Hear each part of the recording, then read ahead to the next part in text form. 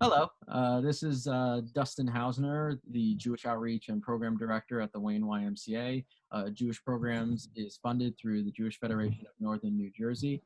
We have a real treat today. We have a wonderful person, Daniel Levine, who is a staff writer at popculture.com, where he writes about movies, television, and just about everything else.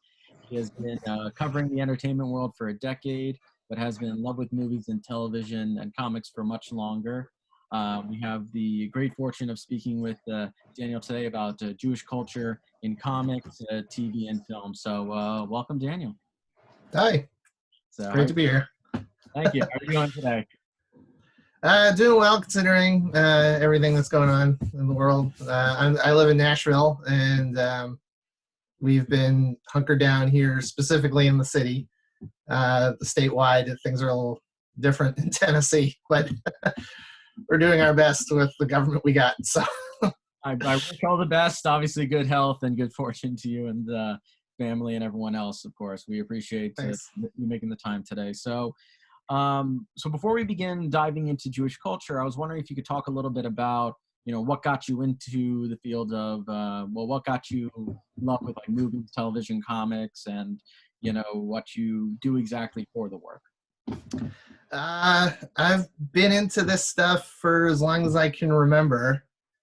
I grew up reading. I probably learned how to read through reading comic books, and the first movies I watched were Star Wars, Back to the Future, and that stuff. And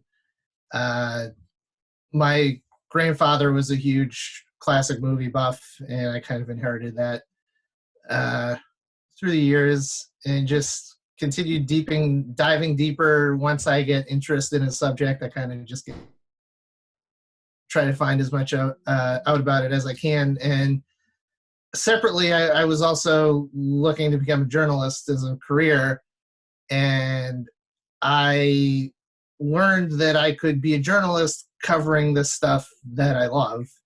So I decided to go that way, even though I also studied political science. I enjoy writing about movies and television a lot more than real world crises. Well, it sounds like you're living the dream. So that's that's a wonderful. Yeah, it's a lot of fun. It's really hard, but it's better challenging myself with subjects that I love than torturing myself through things that are really tough to write about. Yeah, absolutely. So I think we'll dive in a little bit. Like I said, the topic is Jewish culture in comics, TV, and movies. So I guess we'll start with comics first. So it's interesting, as I've learned, that in comic books, there's been a lot of Jewish writers that have started a lot of the biggest superheroes we can think of in cinema and television and so forth today. But there's actually not many Jewish characters. There are many characters that have been influenced, it seems, from Judaism, but there aren't actually many Jewish superheroes. I was wondering if you could talk a little bit about kind of the Jewish writers and a little bit about Judaism and comics. So would you mind talking a little bit about that? Yeah, it is interesting. I mean, Jerry Siegel and Joe Shuster created Superman. They're two Jewish kids in Cleveland, and Superman's an alien. I think it was more important for the allegory of it, than making, oh well, Superman's going to be Jewish. I think it was more so you've got Marvel has the Thing is Jewish, I guess, over the years. But I think they were more interested in not being so upfront, I guess would be one way to say it. So but you see the parallels of Superman with Moses, and he's an alien who just arrives on Earth and is raised by people who aren't Kryptonian, and becomes the ideal hero because he's an immigrant. Really, Superman's an immigrant, and Stan Lee and Joe Simon and Jack Kirby, and they're with Captain America, punching Nazis in the first cover of. Uh, Yeah, but I think it's kind of like a parallel with movies a lot too, because you had so many movie moguls who were too, but as the years went on, there weren't so many Jewish stories in movies in classic Hollywood too. But there are still like you can still see like their interest in the immigrant story and the underdog and that kind of thing. Like I think that's what I mean. I think they were more interested in like the allegory than like shoving it in your face that these guys are Jewish.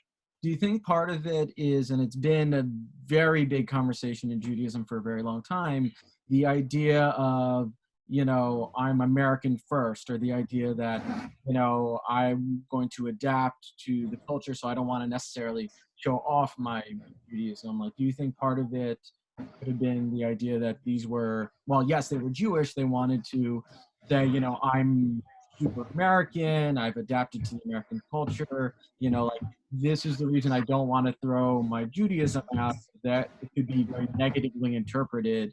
Whereas if it's all American, or, what's American values, I can be more successful that way. Do you think that could have been part of it? Yeah, I think that's part of it too. I think there is no it's not an accident that some of these characters are so much part of the American lexicon, like these characters that have existed for decades now. I do think that was part of their creative process, like trying to show that they're part of America too. We're not separate. We've been here too. We're born and bred here. Just because we're Jewish doesn't mean that we're not as patriotic as everyone else. I think that plays into it. I agree with that. That they wanted to show that we can be part of American pop culture too with these characters. So I'm going to throw just one comic book character that's Jewish that I particularly like, then we'll move on to TV and movies, just because I think this is actually a really good example of what we're talking about. Are you familiar with the character Ragman? From DC? Oh, I've heard about him. I know you've mentioned him a lot as like one of your favorite characters. Yeah, me and him, have known each other for quite a while, so yes, I remember they did a new mini series on him. I think a couple of years ago or last year. I remember getting like the first issue, but I kind of forgot about the rest of it. But no, go ahead. One character I think that's important right now too is Batwoman is half Jewish, right? Yeah. So, and she's got her own television show right now, and she's also a lesbian. Yeah. The stuff what the CW has done with representation has been fantastic, and they haven't shied away from these characters' comic book origins. And I think if they had gone to, if we saw a Batwoman movie, do we really think that they would have embraced that part of Batwoman, because those are going to such wider audiences? So I think Batwoman's pretty important right now too, and that the fact that they've embraced, and that kind of makes doesn't that make Batwoman half Jewish too? Batman half Jewish, right? Because I'll take him as part of the tribe. I'll gladly take him. Yeah, I mean, why would you not want Batman around? So one thing I'll just add, because we're going to years of what's popular right now, is Harley Quinn. Comic books, she is revealed to be Jewish, and it's funny because in the adult animated series, they've made it very clear she has a Jewish origin. But in the actual movie that came out, that hasn't been talked about, it hasn't been presented. And, if we're talking about even the CW series for a second, on Green Arrow, where Batwoman was introduced, they did briefly have Ragman, who they did like very brief, like they mentioned the Tanaka, like they briefly mentioned Judaism with him. But the funny thing about him just for a moment, is originally in the comics, he was written as Roy Reagan, who was believed to be Irish. Then there was an 8-part miniseries in 1991 to 1992 where the writer said that no, the character is definitely Jewish, and they actually did an 8-part miniseries talking about the origin of the Ragman suit through the Warsaw Ghetto, and then in 2010 they did like a one-shot where they talked about the suit through like the blood libel and things. And it's interesting because to me that's an extremely Jewish origin character, and yet it's a character that really is maybe D-list, C-list, that's really talked Yeah. about. So I think it kind of goes to the idea that today you can have comic book characters that are Jewish, but there still has to be fairly secular. They have to be American and they happen to be Jewish. Like I don't think they can go full like Jewish heritage, Jewish culture. I think there could be little snippets. Like I know in X-Men Evolution, when they did the holiday special, they had Kitty Pryde, otherwise known as Shadowcat, light a menorah. Like it was a nod, but they don't really talk Well, otherwise. I mean, my response can kind of be that they really don't do a lot of religion in mainstream comics right now. True. You don't really, outside of like holiday specials, you really don't see like, I mean, maybe Daredevil goes to church because that's just part of that character, but you really don't like see, the Flash on his way to hit Captain Cold. He's going to stop to pray for a minute. But, I think it's important to embrace the characters that have Judaism as part of their background. Yeah. I mean, I don't really follow Marvel that much, but didn't like the Thing get married or something recently? And they had, they made sure to draw him with a yarmulke on the cover. So, it's cool that they keep that stuff around when the stories need them. Right. But I mean, there's also the heritage that a lot of creators do their own stuff that do touch on their past, and like Mao was important, something that I desperately need to read. But hold on one sec. There's something I gotta look up. No, take your time. You can edit this out. No. I mean, I think we're fine. And as I was saying, I mean, Mouse is actually a very good comic. The only thing I would recommend to the viewer is there is a lot of adult content in it because there's Nazis and there is some adult language and situations in the comic book. It's excellent, but I would just warn you about that. Also, Will Eisner, some of his stuff is also it's very good, but some of it is also very adult oriented. So there's been a ton of different types of Jewish writers over the years. But again, depending on the subject, you just want to be careful of if it's for kids or not. Sometimes comic books get put into an idea that's only for kids, and there is a lot of adult-oriented books. So, actually, while you're looking that up, I'm going to pause this because my wife is texting me, so I'll be right there. Give me 1 second. Okay, yeah. 1 second. Okay, we're back. So as I mentioned, there have been a lot of different types of writing in comic books. Again, there are niche comics like Mouse that was mentioned, the Will Eisner work that are specifically Jewish.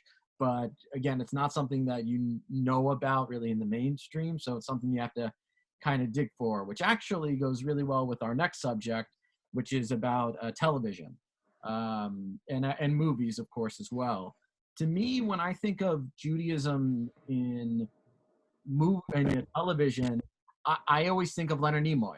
I always think of Spock, and the big reason I do it is because of the Vulcan salute that I do all the time. It talks about, there's a wonderful number of videos you can watch on YouTube where Leonard Nimoy, who unfortunately isn't with us anymore, talks about he was in synagogue and he saw on the bima the rabbi and a number of people have the talit over their head. They had their hands out like this, which is it's actually the motion of a shin. which is a Hebrew letter that's part of a number of important words. And literally, he says that moment when they do that and the chanting was so, just got into his mind so well that when they were doing A Muck in Time, the episode where it's the first time he meets other Vulcans, he wanted to do like a special salute. Like he figured the Vulcans had their own culture, had their own society, that sort of thing.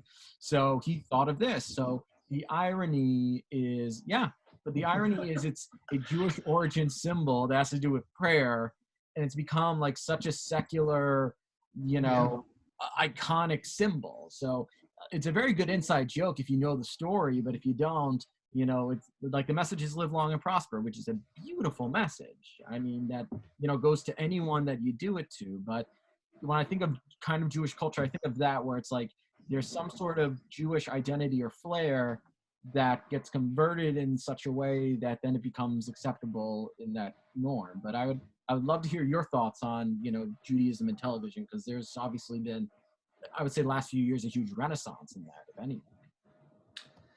Yeah, I mean, the roots of television, it's, performers who are performing live, and that gets on television. And today, so many stand-up comics are Jewish, and today we get, the marvelous Mrs. Maisel, which is all about Judaism. And I watch that show, and I just think, my God, those would be my grandparents. Right?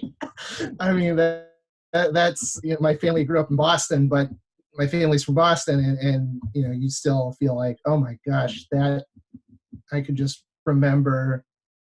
vaguely remember like grandparents talking about, like that sort of world and atmosphere. And it's great that Mrs. Maisel has earned such a wide acceptance, and it's won all these awards because it's really funny. And there's been critiques on it about, like, it doesn't really talk about things like race and stuff, and it kind of glamorizes things. Yeah. But it's it's escapism, and I think the third season really did a lot more to answer to those criticisms, where they had that whole plot line where she was with the black singer. But I mean, there's a lot of, it's like the Seinfeld, I mean, is like the classic, Jewish television thing. I mean, in that sense, it's like, George's parents are my grandparents. And it's like the whole thing about the parents living in Florida and all that stuff. But I think you have something really important, which is, I think television and movies, but I think television especially, has really helped with the idea of Jewish humor in a way, because growing up, my mom used to watch The Nanny. I mean, Fran Drescher, for goodness sake. I mean, if we were talking about a Jewish character, I mean, her mother, I mean, the whole thing, And she's back on television now because she's got a new NBC sitcom right now, so she never goes away. No, she's one of those people who she's going to live on forever, which I hope she does.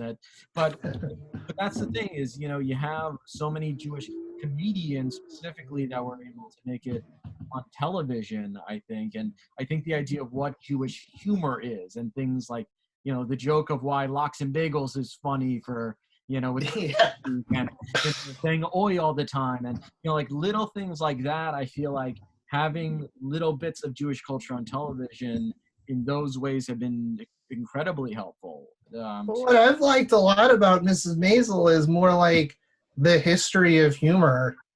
That's one thing that's fascinated me about the show, is like the Borscht Belt stuff.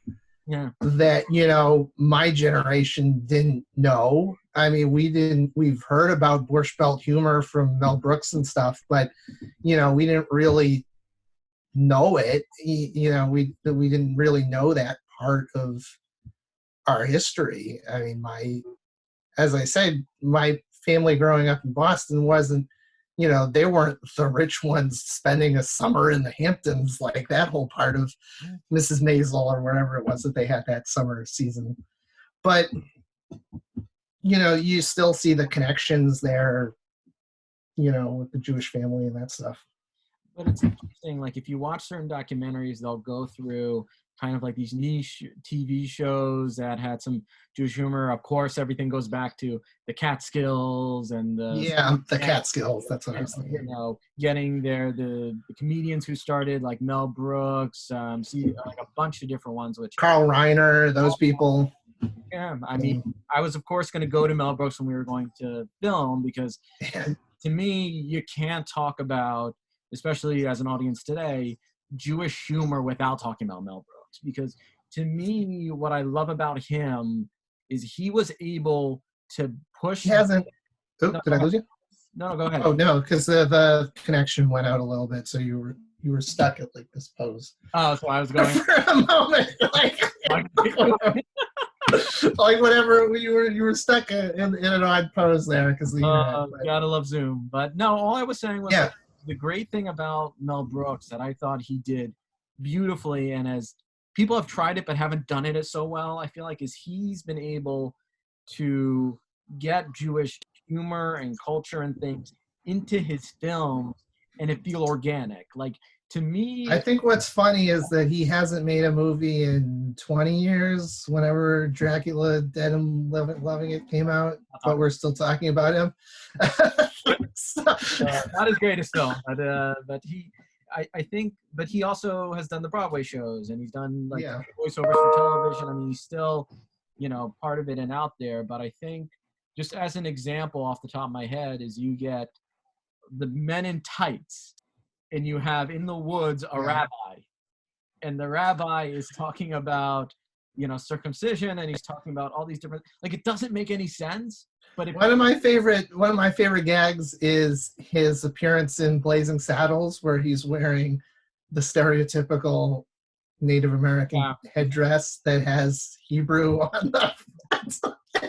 That was brilliant. Is yes, some of his movies, which I will say for anyone who hasn't watched Mel Brooks films, some of his films for a modern audience may be cringeworthy depending on your taste in films, but they are incredibly funny. And again, the lexicon of Jewish humor he's done in his films. I mean, when he does the Inquisition song for, the history part of the world, that's hysterical where he talks about Judaism. The Producers, where he does kind of the stereotype of, the Jewish producer. Like, he just did it in such a way where, like, you thought, what is Jewish humor? You thought of Mel Brooks. Like, he just had that ability, which I think you've had people like Adam Sandler who've tried in his own way. Like, go ahead, please. Have you seen Uncut Gems?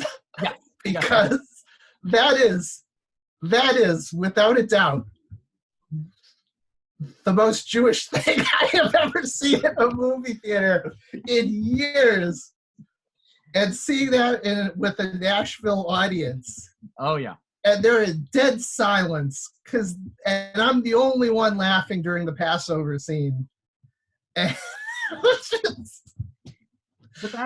I love that movie. That movie, I actually didn't quite like it all that much the first time, but seeing it again just clicked with me the second time.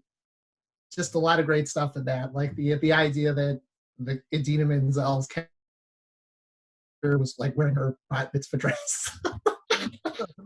That was funny to me. Interesting actor. He's one of those you love or hate. I personally like when he does his more serious films, like obviously the I forget the film off the top of my head, the one where he's Punch Drunk Love. I thought he was very good in that. I think a lot of his earlier comedies were obviously. He was good in the Meyerowitz stories too. That's true. I think a couple of years ago, that was good. He's pretty good, but I think with him, I think it's great that he he says that his character is Jewish or he wears a yarmulke or things like that.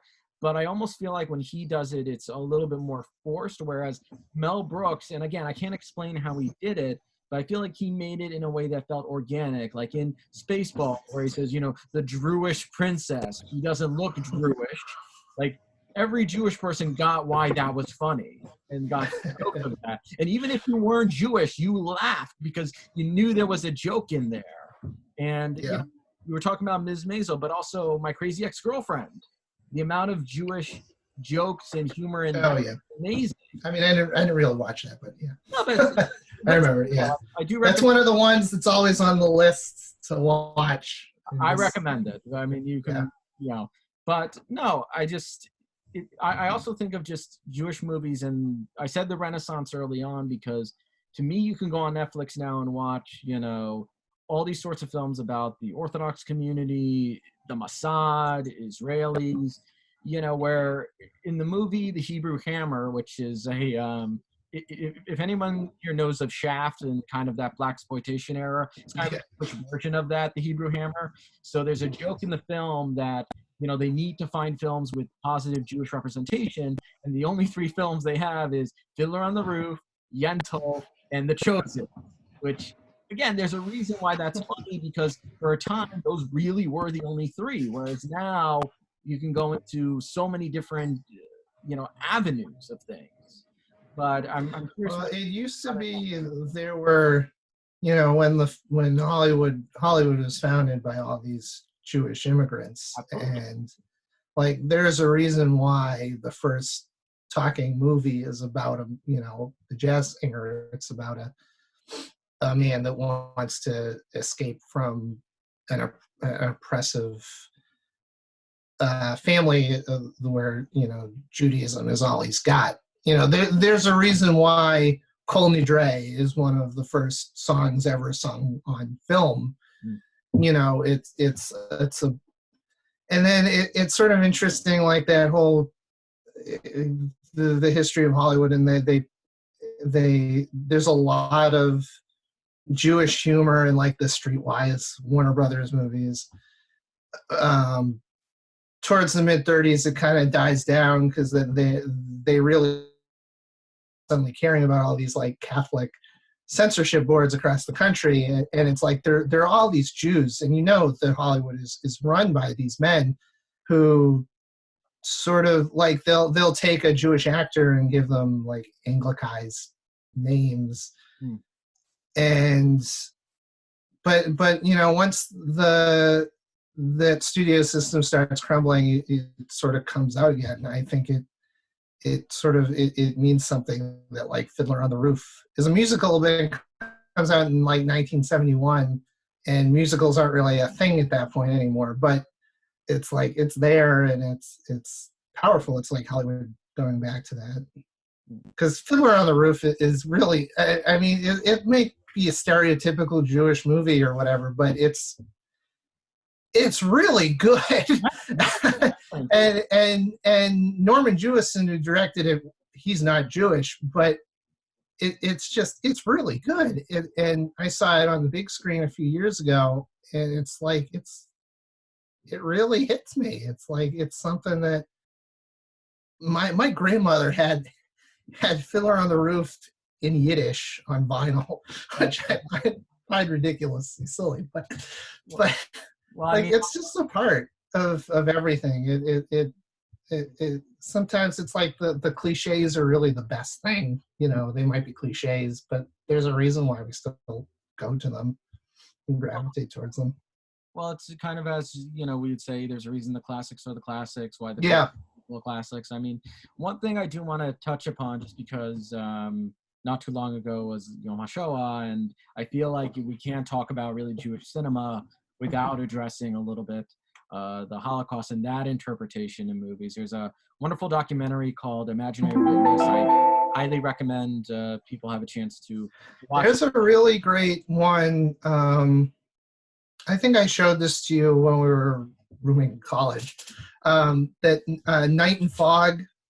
It's this like it's a 30-minute documentary, and it's a fascinating thing because it was made like, I think it's like 1955, so it's like 10 years after the liberation of the camps, and most of it is actual color footage of just cameras roaming the camps, and it's like harrowing to see, and it's before things were like turned into museums and stuff. So it's a fascinating and unique, and it's in French.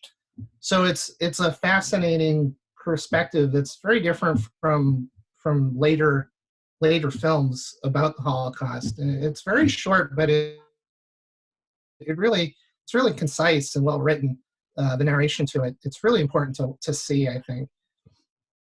Two films that I think of, and I mean, we've had a conversation about this before, but Gentleman's Agreement, while in many ways it's very clearly on the nose, like well,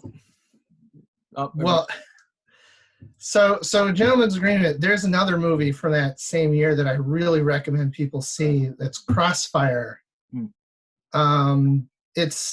It came out in the same year as Gentleman's Agreement. It was up for Best Picture that year too, against Gentleman's Agreement, but it was made by a bunch of people who got blacklisted. So it was pretty much forgotten by the time the Oscars came around. Even though it was nominated for awards, it was sort of like a pity thing because it was so well acclaimed. It's this really great movie about a soldier who kills a man, and the soldier is an anti-Semite. And it's really well done. It's a really great movie that nobody except like classic movie geeks like myself really know about, and it's really kind of a shame because it's really good. It's got Robert Ryan, there's three Roberts in it. There's Robert Ryan, Robert Mitchum, and Robert Young. They're all in it. Yes. And there's a scene where towards the end where Robert Young has this great speech about, this is America. We're not supposed to be murdering people based on their religion here. This isn't what this country stands for. And it's a lot more direct, but also a lot more entertaining than Gentleman's Agreement. If you've never seen Gentleman's Agreement, that one's about Gregory Peck playing a journalist who learns that this golf club is like a select club where they won't allow Jews in.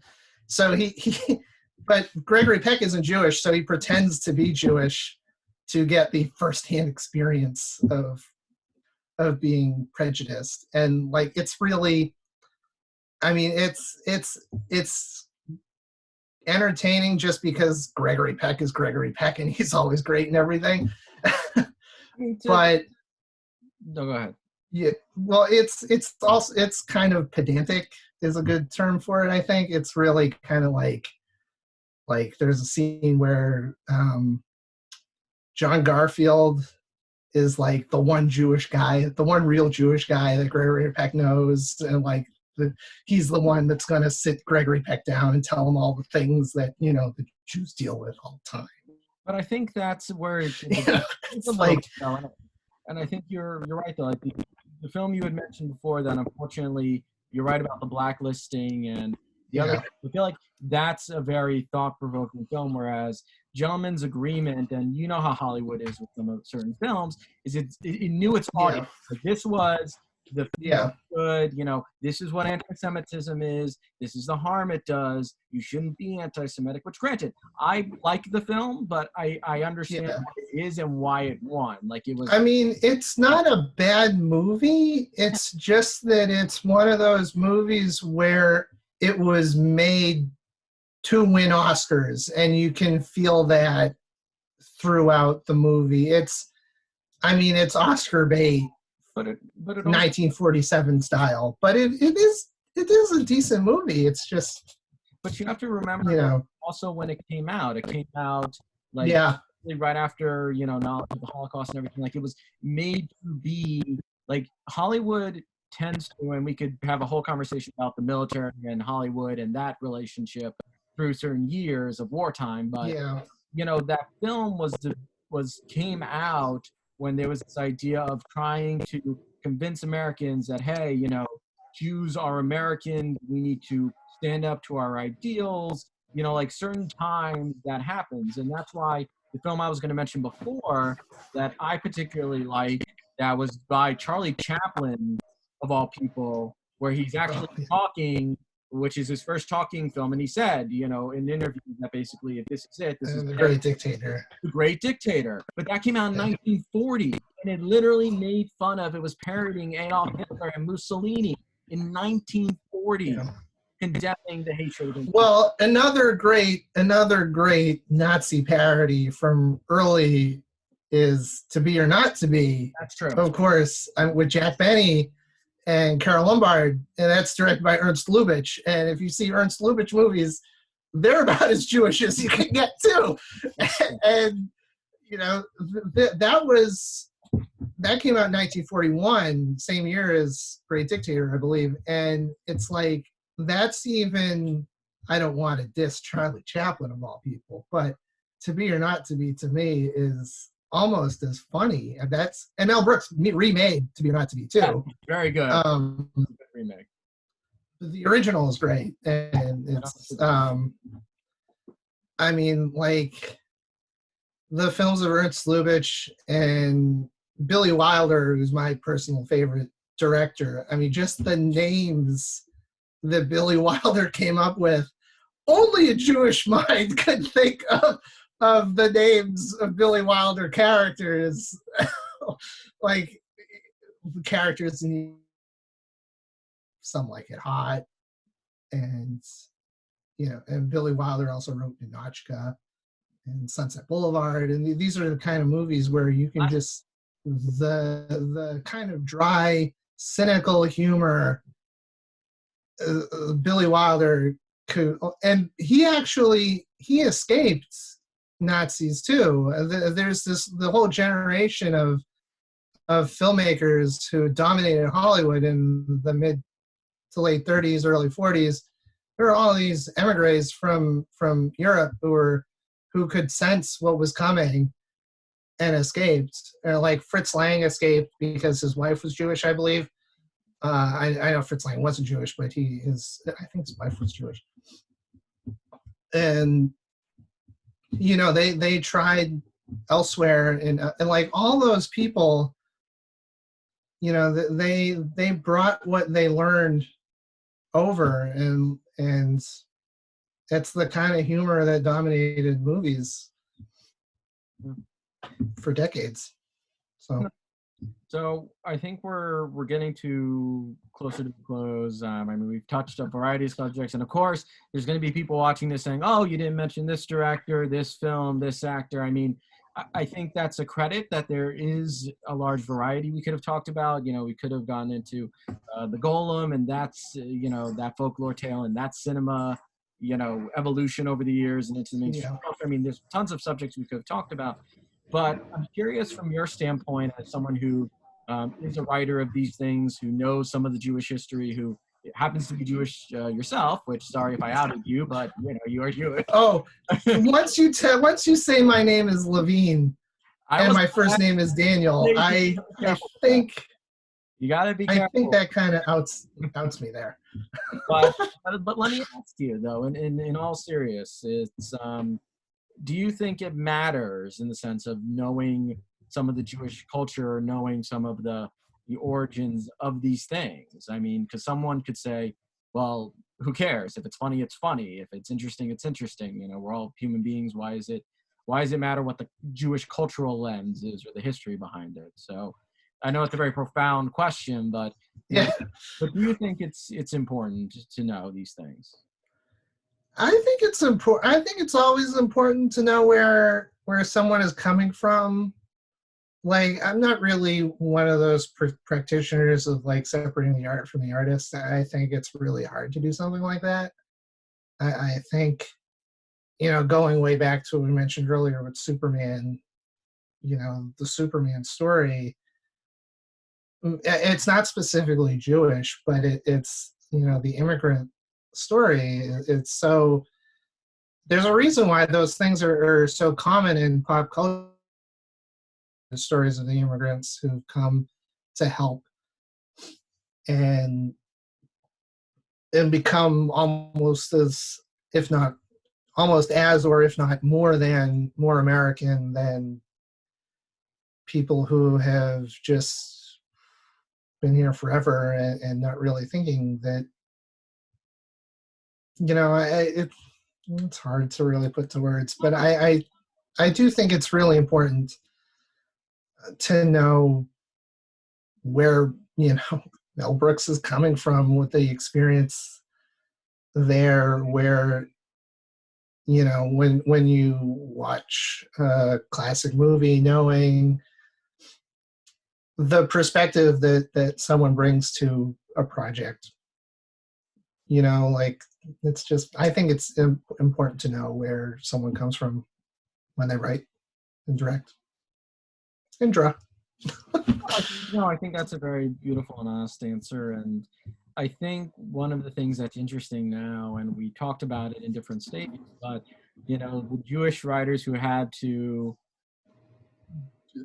almost like by little tidbits put in the Jewish story within their art, versus the ones who now can do it overtly, kind of the comparison and the growth of where the Jewish cultural medium has gone, or multiple mediums have gone in that sense. Yeah.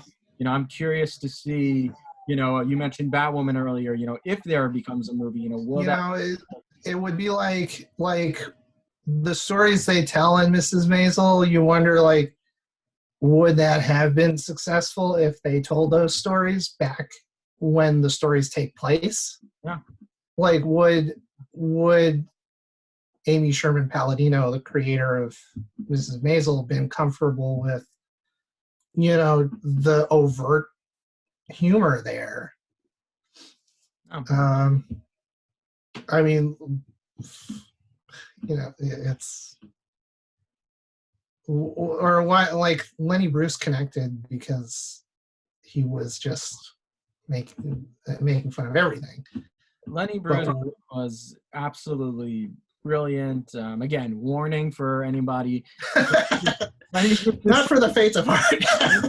Humor is very adult oriented, so please just know that ahead of time. But look, there's a beautiful, I think, tapestry in regards to Jewish culture and what has become part of our general culture. Again, like when I see someone saying "oi" who's not Jewish, when I see someone talk about bagels and like, some of the stuff is stereotypes, but at the same time they only know the stereotype because it must have been introduced to them. Yeah.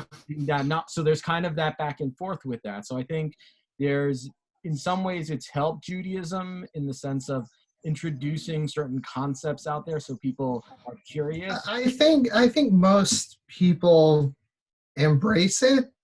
I mean, it's just so much of our culture is just embedded here in the American culture overall. Can you imagine, like, what New York would be like without us? I mean, I think there are good people that have embraced it, and unfortunately there aren't. There are some that take it as stereotypes and hold it against us or whatever. Like, the people who rallied against, like, the Jews are controlling Hollywood and all that stuff. But I think for the majority of people, they kind of embrace it as part of it, because things wouldn't exist without us, really. I'm not going to take credit for all of the entertainment world, but yeah, I will say that we did, we did have a good, I mean, we did have a good stamp on it, and things really would be different. I think the American sense of humor would be totally different if we didn't put a stamp on it. I agree, and I think on that positive note, I think we're going to wrap up the recording of this. Originally, we had talked about being an interview. I think this was just a really nice conversation, which I always prefer anyway. Yeah. I just want to say, thank you so much for taking the time, giving us your insight, and we will be back with another episode or another speaker in the near future. So again, you can always have me back if you want to talk about movies again. I'm always around. I may take you up on that offer. Not going to lie, I may take that offer. So, stand by your phone, stand by your computer. I may be messaging you. So I'm not going anywhere. I don't think any of us are going anywhere anytime soon. Everyone will be happy, healthy, and safe. Everyone be well. And of course, because I do want to wrap it up, for those of you who are Star Wars fans, may the 4th be with you. And for those of you who are Star Trek fans, live long and prosper. For those that are fans of neither of those things, have a wonderful rest of the day. But you should always be a Star Wars fan. And that's a fight we're going to have offline. So have a wonderful Bye, everybody. Thanks so much for having me. Thank you.